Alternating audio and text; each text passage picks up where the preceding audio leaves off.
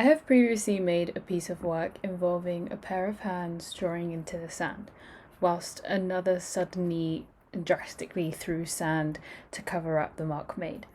And this happened all while subtitled by a piece of poetry I had written.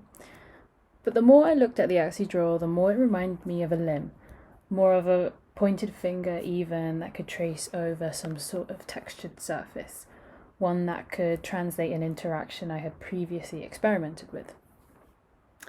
Most of my points of interest stem from personal memories and culture, and a question I've been thinking about has been, what is the importance of memory, and why can we not escape the effects of time unscathed?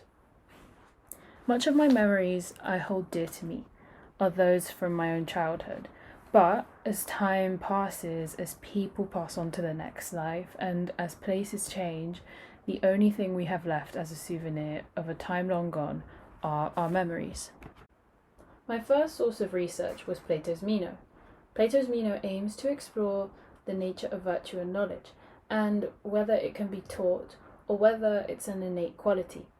In the story, Plato uses a young boy to demonstrate to Socrates that knowledge is a recollection of knowledge the soul possessed before birth.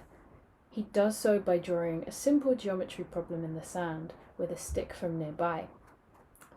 Another point of research that I looked into was from one of my favourite artists called Francis Alish, and in his children's game series, he depicts observations of children's games across the world.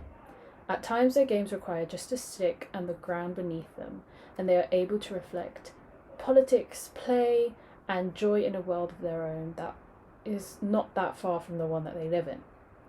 So, can memory not be classified as knowledge? And can my memories live on forever? For my project, I sourced 3 Facebook posts from family members and selected one word from the post. I converted each word into a font made from my own childhood diary, created coordinates from them, programmed the axi draw to move between them, and eventually writing into a tray of sand below.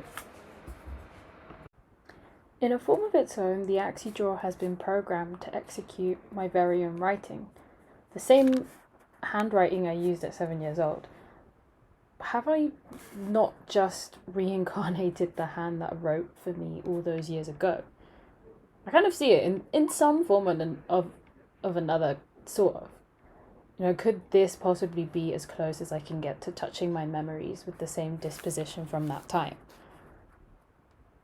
In order to improve this work, I would definitely spend more time on the movement of the second axi draw that I had planned to program.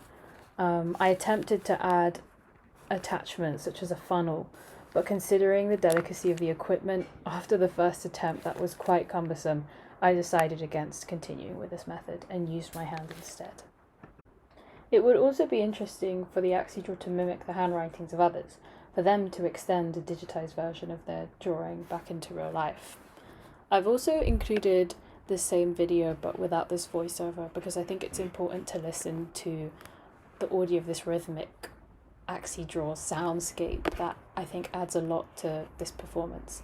I think it really helps to reinforce this psychogeographic map that I'm trying to make.